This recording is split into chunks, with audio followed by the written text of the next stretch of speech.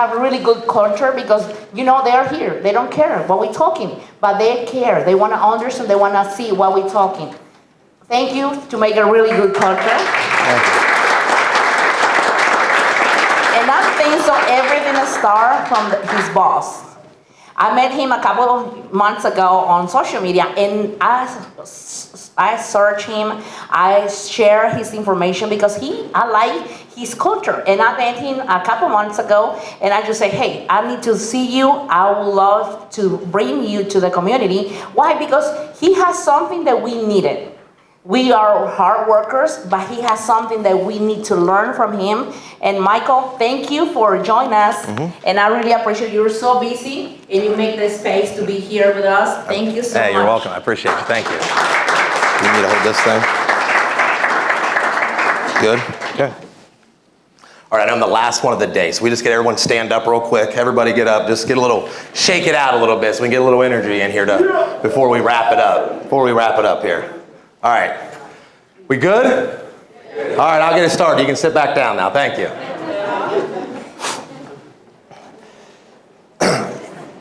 And if you can survive the temporary, right? There's always a better version of you on the other side of it. What I'm saying is I was 20 years old, and I felt like life for me was over, right? 20 years old. At this point, I thought I was going to go on and play in the NHL. That was my goal, right? Hockey my whole life, 15 years dedicated to a sport. And here I am, 20 years old, hockey's over, and I'm staring at this cage. This cage is about to take me 500 feet underground, right? I'm from Wheeling, West Virginia. It's a coal mining town. And here I am doing the one thing that I said I would never do, right? I'm like, I'm not a coal miner. That's not for me. But here I was, everything gone. Everything that I'd worked for so long wiped out, right? Injury, everything's done. Scholarships lost. And here I am getting ready to go underground. And I'm thinking like, how did I get here? How did I get here, right? I thought I knew the trajectory. I'm sure we've all had that moment of our life where we think we're going one way and then we end up going a completely different way, right? And I think it's being able to like weather those storms and having the vision, having the goals, the big picture of where you want to be. And so here I am, everything's gone for me, and I end up a few years later making my way up to Columbus, Ohio. And, pretty much gave everything up, cashed out a 401k, sold my house, go up there kind of on a whim. And I remember I'm sitting there in my car, and this is actually December 6 years ago, like to this weekend. December 2nd was when I had made my way up there from Wheeling. And I remember I'm sitting in my car, and I'm watching Grant Cardone videos. Right? This was 6 years ago, right? So Grant Cardone was very it wasn't what he is today, right? And so I'm watching these Grant Cardone videos on door-to-door sales. The first job I could find when I moved to Columbus was doing door-to-door sales for AEP Energy, right? It's a generation provider for electric. And first off, I don't know how to sell, and I'm trying to sell energy. I'm like, how do you sell energy, right? And so I'm watching this video of Grant Cardone, and it says, you get 5 to 10 seconds to help somebody, to basically get somebody to trust you, right? 5 to 10 seconds when you knock on that door. 5 to 10 seconds when you pick up that phone call and you make that call. He said, you need to tell them who you are, who you're with, and how you can help them. You need to get that to them as quickly as possible. So I'm just watching this video. All right, man. Yeah, I get out of the car, and to give a little context to it, it's December in Columbus, Ohio. It's not like this. It does not look like this in Columbus, Ohio right now. It's cold, it's rainy, it's snowy, it's a little bit of everything, right? And so I get up out my car, it's snowing, and here I am in this big red puffer jacket. Right, I got this gray skull cap on that I'm wearing. And at this time, I'm a pretty big dude. I mean, I'm a lot smaller now than I was then. But back then, I was probably 240, bodybuilding, powerlifting. And so I hop out this car thinking I'm going to go knock on doors for people. Right? And I literally walk out like a Coke machine. I'm like, I would not trust me knocking on your door. But I did it, right? You got to go through those things. You got to do them, right? And so I'm going door to door, door to door, door to door. And I probably knocked 100 doors that day. 100 doors that day. Not one person, and no one bought anything off of me. The last door I knocked, the guy said something about, you look ridiculous, aren't you a little old to be knocking doors, get a life, slammed it in my face. I'm like, phew. For anyone here that's ever done door-to-door sales, You experience that, right? It's like, it's tough, man. It's like, whew, it's an ego blow pretty much every time you're knocking doors, right? And so here I am, I'm walking back to my car, and it's this Toyota Corolla. It's white, hubcaps falling off of it. At one point, I had this nice F-150. I had a nice cozy house. I had a good job. Right? I was making $100 grand a year, working in the mines, working in the gas plants. Things were good, but I was miserable. I was miserable. It was always like 2 steps forward, 3 steps back all the time. And I knew I had to get out of there. That's kind of what drove me away. It's like, I knew I had to make a change. I knew I had to make some kind of jump. And so I'm walking back to my car, and I'm like, man, what have you done, bro? Right? It's snowing, sleeting. My face is wind burnt from the wind and the snow. Everyone's told me no. Not a single person would buy anything from me. And I'm like, dude, you gave up something good for this. And I'm like, I can't go back now. Right? I already failed hockey. Right? Now I'm about to fail this thing again. The money I cash out of my 401k is about half gone at this point too, right? So I'm like, dude, I got to figure something out. But I think it's in those moments that you weather those storms. Right? You kind of keep pushing through. You're pushing through, especially if you don't know entrepreneurship. You've never started a business before, right? You keep pushing through these things. And eventually I think that God always sends somebody your way, right? I always say it's like a God thing to me, right? You can't explain it. You can't explain how or why, but it just kind of happens. Someone's introduced into your life, and it can change the trajectory of your life. And so I ended up connecting with this mentor, and we're on the first phone call, and it was the first time for me that I felt like anybody had actually seen me. Anybody who saw a bigger version of me than I saw for myself, right? That's why I'm here today, is that I was fortunate enough to have one person expose me to what I could be, right? That's what drives me to bring these guys out, the team that we have here, right? It's like, all you gotta do is have one person see a version of you that you can't see for yourself, and your life will change. So that's why I'm here today. I wanna be able to, maybe I can instill something for you guys. Maybe I can help you guys, give you something to go back with and help grow your team. And for me, I think there's 3 critical things when it comes to building your business. 3 critical steps. I need water, I'm dry.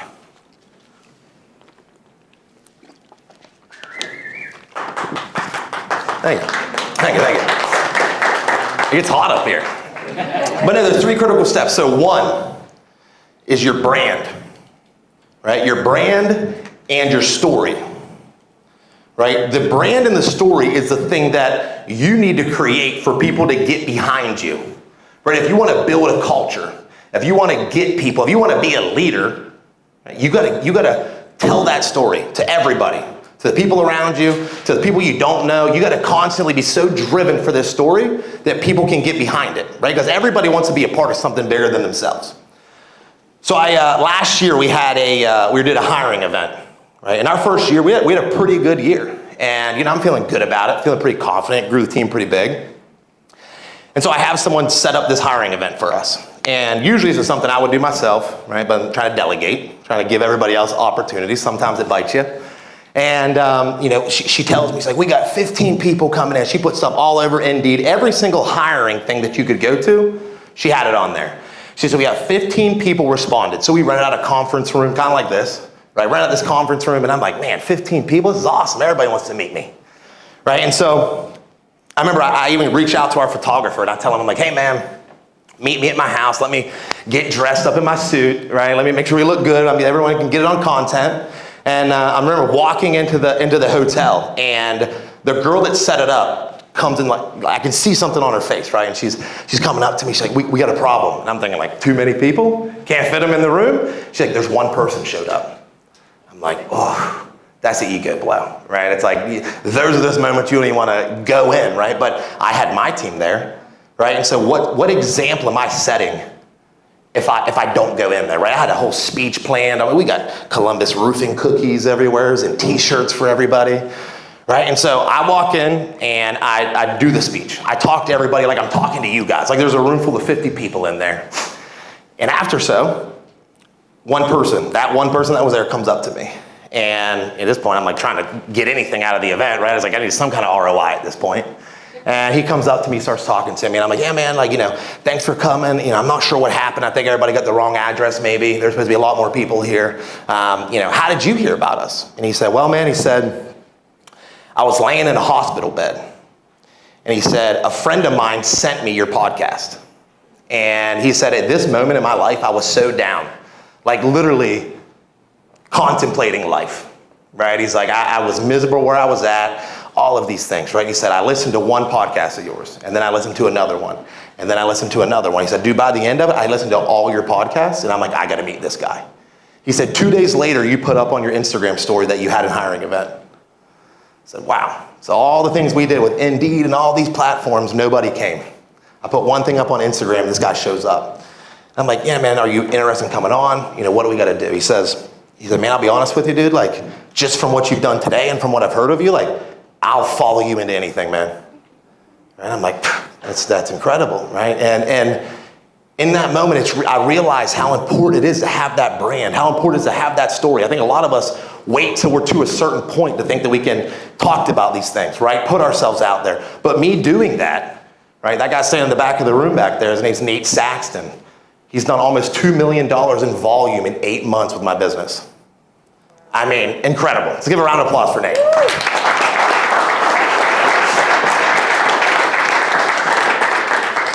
But if I would have never have put myself out there like that, I would have never have met him.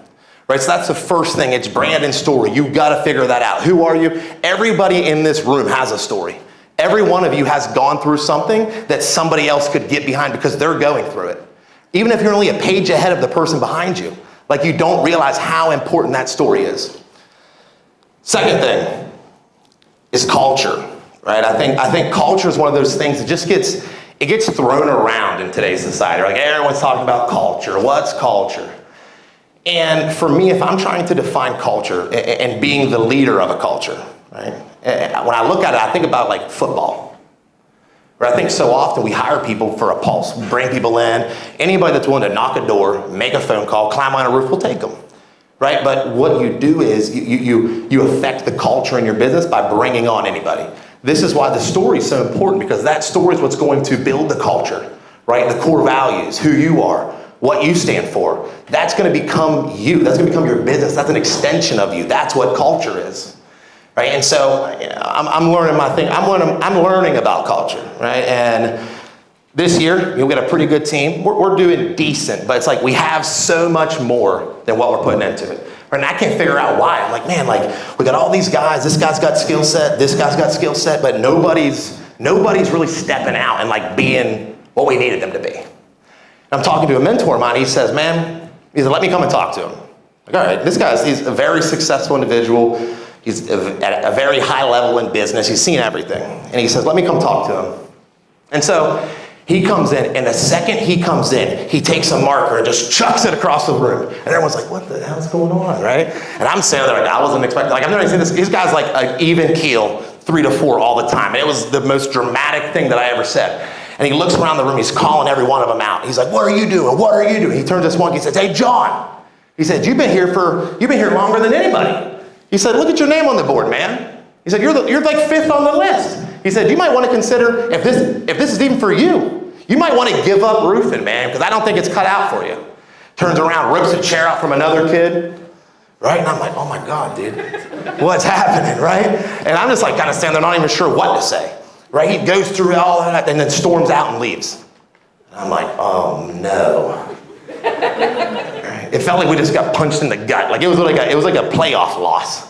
I was like, dude, in the next 2 days, everybody's like sombering, hanging their heads. 1 guy leaves, 2 guys leave, 3 guys leave. 4 people left our team within 3 days of that conversation. I'm thinking I'm like, oh, here we go again, man. This freaking, dang it, dude. I thought we were on a roll. I thought I had the right people. We're moving. 4 guys left. In the next 6 months, 4 months, we did more volume than we did in the first 6 months once those guys left because they were cancerous. Right? You don't realize it because as business owners, we want to keep especially with me, I always see a version of people that they don't see for themselves, right? I'm always hoping they can step into that space that I create for them. They leave, they leave, and all of a sudden our whole team turns around. I mean, we literally have tripled volume since that time. But that's why culture is so important. You got to look at your business like you're a football coach, right? You need the Tom Brady's. You need a Randy Moss, right? Each individual has their own skill set, and it's up to you to determine where those people go and how you can create that championship team, right? It's not just roofing. It's building a business. And I think so often we get caught up looking in the roofing side of it. I have no roofing experience. I took a business from 0 to over 8 figures in less than 24 months. I'm not bragging, I got nothing special about me, but I figured out people. And I figured out how to communicate a vision with those people, right? And so 1, story, brand. 2, culture. The last thing for me is leadership, right? I think leadership, again, is one of those things where everybody wants to be a leader these days, right? And for me, I think that it's the people that actually don't want to be leaders that end up being the best leaders, right? Here's a quick test to know if you're a leader. Have you ever come across something that you know somebody has come across before you, but they left it? You can't leave it, right? You're like, man, I gotta fix it. I gotta solve this problem. I gotta fix it. You're a leader. Most people walk by it. If it ain't their problem, it's not their problem. They're gonna leave it. If it drives you crazy to see things half done, you're a leader. At a young age, I was fortunate enough to be blessed to be around some leaders in my life. Not knowing, right? It was like osmosis that I was learning through at the time. My uncle was one of those guys that was almost irritating, that he was like such a hard worker, right? And I didn't realize that he was being a leader to me back then. I never even knew it. But I remember one summer I come home from hockey when I'm away. And at this point, I'm playing at an elite level, high level, and feeling pretty good about myself, right? I'm a little cocky at the time, I'd say. And, my uncle he says, hey man, he said, you want to go run the hill with me? I'm like, yeah, man. And my uncle has beat me running the hill most times. Every once in a while I'd get one on him. But now I'm feeling good, right? He's like, hey man, come run the hill with me. All right, man, that sounds good. So I meet him. I step out, I got my gold chain on, right? I'm like Hollywood, man. I'm a hockey player. I'm gonna smoke this old man on this hill. And so, we take off and I'm burning him off the trip. Like he's way behind me. But you start up on top of the hill, you go down the hill, and then you come back up the hill. So I'm running down the hill, just tearing him up. And I get to the bottom, I take my turn, I'm heading back up the hill, and I pass him, coming back by me. I'm like, oh man, I got him, right? When you hit the hill, it's a little different than going down the hill. All of a sudden, my legs start getting heavy, right? Get a little cramp in me. I'm like, whew, whew. I'm trying to breathe. You ever have someone like coming behind you? You don't want to look because if you look, you're gonna like lose your momentum, right? Right? And I can hear him coming. It's like, and I can hear my heart beats in my ears. So it's like, poof, poof, poof. And I just hear him coming. I like peek back, and there he is, dude, Mr. Consistent, just coming at me. I'm like, oh my God, dude, here he comes. And he's gaining on me. I'm like, I gotta do something. So I try to throw myself in front of him to knock him off pace, right? I miss him. He blows by me, goes up, finishes, beats me. I finish, because I'm a finisher, right? You gotta finish what you start. I get up there and I'm like, whew, whew. He's like, you all right, man? He's like, yeah. It's like I tripped. Did you see me trip? Did you see that? When I almost took you out, I tripped, man. And didn't know it back then. But that's one of those things that he instilled in me, right? Because leadership to me is being willing to give everything to something. That's what leadership is. Are you willing to give everything for your people? Are you willing to give everything for your business? That's what leadership is, right? And I didn't know it at that time, but that's what he was doing, right? Everything he did it 100%. My uncle married his high school sweetheart, had 3 kids, coached all their teams, worked for the local fire department, so had some side businesses. He was diagnosed with glioblastoma. It's brain cancer. There's no remission. You're a dead man. They gave him 3 months to live. Right? 95% don't make it past the first 3 months, 90 days. The other 4% doesn't make it through the next 6 months. The 1% might make it over a year. My uncle, they told him, they said, man, you got 3 months to live, dude. I remember going over to his house and seeing a man that was once like a superhero to me, right? The guy that beat me on the hill, so decrepit. He was a shell of himself. And I had to sit there and watch him die. I remember I'm going over to the house, and he was waking. He'd tell me in the morning. He said, "Man," he said, "it takes me about 3 hours to get going in the mornings." He said, "I got to get the kids going on the bus by 8. I'm usually up by 4:30, 5 o'clock, so I can like just be energized enough to get them going." I remember going over to his house. He'd be doing push-ups still. I'm like, this guy's insane, dude. He lived 7 years. 0.0001% has ever. He's been a case study for what he did. And I tie all that back to that day. It wasn't by accident that he lived 7 years. So many people are just doing it half-ass. Right? The reason he lived 7 years is because he put everything he had into everything that he did. He was a leader. Right? And that to me is what leadership is. And I could sit up here and tell you all the things about, how to grow a business and your top lines and AR and AP and accounts receivable, all of those things, they're all important. But if you don't dial in the things that actually build a business, because you can find those things, right? I think a lot of us, as we start businesses, we think we got to know everything, and we don't. We just got to know what we're good at, right? What are you good at? Are you good at? I'm a terrible manager. I'm a terrible manager, but I'm a good leader. Right? And I'm okay with that, because what I do is I put that ego down and I realize I need to hire somebody that's a good manager. Right? You have to look around and see how can you build that championship team. Right? So I wrap up, I'll leave you guys with this. Right? We got number one, story, brand. You gotta come up with your story. It's the most important thing. And I know you might not think your story is that important, but it is. There's somebody out there that needs us, needs you. Right? Two, it's culture, right? And when I think about culture, like, imagine if I put a lion in the middle of this room. Do you think you'd take your eyes off of it? Not in a cage, I'm just sitting there growling. Hell no, you wouldn't. That needs to be you for your people. Right? Too often I see so many men and women these days just apologetic for who they are. Right? Always standing, crouch, hands in your pockets. Like, dude, be proud of you. We're predators, man. That's what we're designed to do. And people follow the person that's gonna feed them.